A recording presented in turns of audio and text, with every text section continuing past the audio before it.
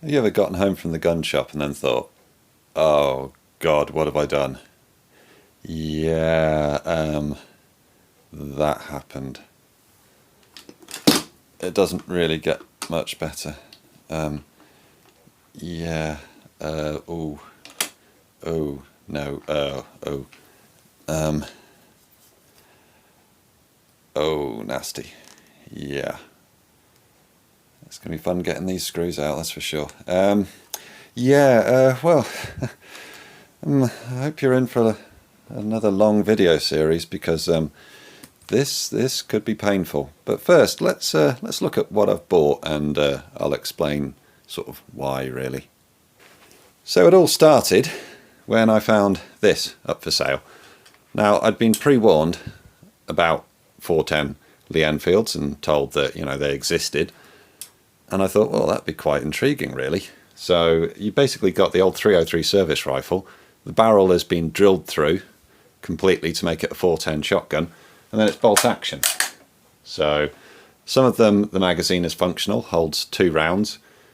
Some of them, like this one, it's converted into single shot, so it just loads up a cartridge each time, and you have to actually lock it into the gun yourself. So you pop it in there underneath the bolt. I won't actually demonstrate it because I don't want to load a cartridge indoors. And yeah, there you go, off we go. So bought this one, and with a little bit of work, basically stripping down a deact that I'd actually built up from a bare action that ironically had been bored out to make it a 410 shotgun and then deactivated. Presumably they found a fault with it. A little bit of work, turned it into this. We basically have a World War I service rifle with bolt action 410 shotgun, single shot, but to all intents and purposes that is a World War I 303 short magazine Lee Enfield. Right, so you've got that one. Why would you want another one? Well, that's the World War I. What I wanted really was the World War II. So, a bit more internet searching, and I found the one that you saw at the start of the video. So this is a sporterized, US made, Savage, Lee Enfield No.4 Mark I star. Mark I star meaning that instead of the bolt release being back here, there's a little cutout there, and that's how you release the bolt. Right, okay, so this was up for $295 at a shop quite local to me. Went along, viewed it, made an offer on this and another shotgun. That offer was declined, spent a little bit more, got the two. Got it home, another closer look at it, and oh my God. Yeah, it's, I'm sorry little buddy, but it's hideous, isn't it? I mean, come on, look at that. They've ground off the bayonet lugs. I think they've actually shortened the barrel a bit. They've popped this post in. God only knows what this fore end is off of, because it's not, well, the fore end is No.4. I don't know what this handguard is. It almost looks homemade or something. I mean, God, look at this here. The bolt, sorry, the screw there to hold the action in, it's been welded up to stop you messing with it.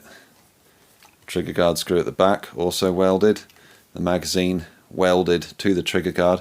But look, they've done it while the trigger guard, well, basically while the gun was assembled, they've welded the magazine to the trigger guard and have burnt the wood. So if there's ever a warning thing about 410 Lee Enfields, some of them have really been butchered. And yeah, it's going to take quite a bit of work to put this right. But I tell you what, I did take this out shooting, and do you know what? It's a good little clay gun. It inspired me, and I thought, yeah, okay, it's worth pursuing, doing something with.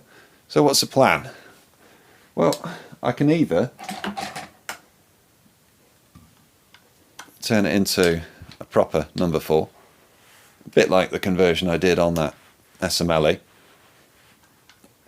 One thing I will just check is, how much did they shorten the barrel by?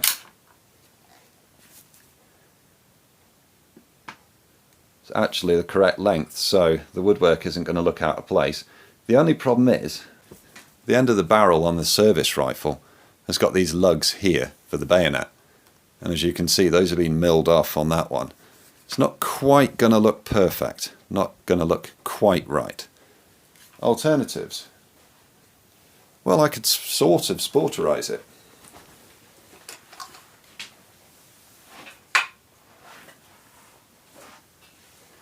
This happens to have a L42 style.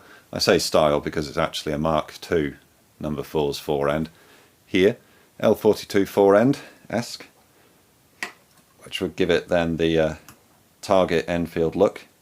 I've got the correct butt, I've got the correct cheek piece.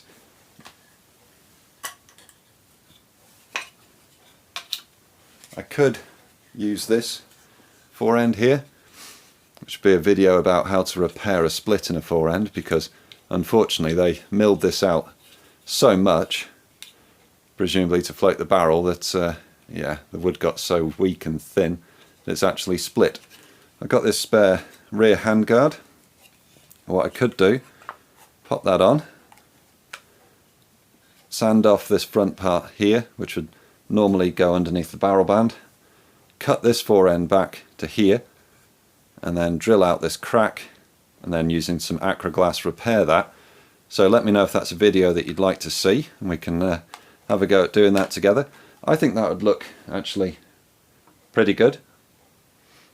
An alternative would be use this handguard, keep this the same length, cut that back to about, sorry, put a groove in here, and then have a sort of jungle carbine style.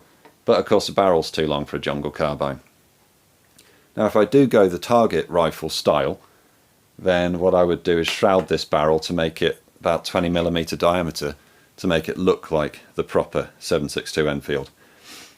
These are all ideas. I mean, I'm open to suggestions really, what you'd like to see. Personally, I'd like to go traditional Enfield with it. And the other thought I just happen to have a number 53 sight, which if you're into your Enfields, you'll know that means that's in effect a number 32 sight, but without any adjustment turrets. Of course a shotgun doesn't need adjustment turrets. I was thinking about turning this into sort of an L42 or number 4T replica, have that sight on it and use it for squirrels. So these are all ideas, it's all ideas. So yeah, let me know what you think, but I know what your first reaction is going to be. Jeez. I mean, come on. There's some people in this world who shouldn't be allowed anywhere near guns. And whoever did this, you are one of them. I mean, come on. Hang your head in shame. Right, I look forward to hearing from you in the comments. What can I say? Yeah, going to be interesting. Going to be a long ride, going to be hard work, but it's going to be interesting. Hope you enjoyed the video. If you did, please can you like, share and subscribe. If you didn't like the video, then, you know, drop a dislike, but just say why. Don't just dislike it and don't say why. Right, many thanks all.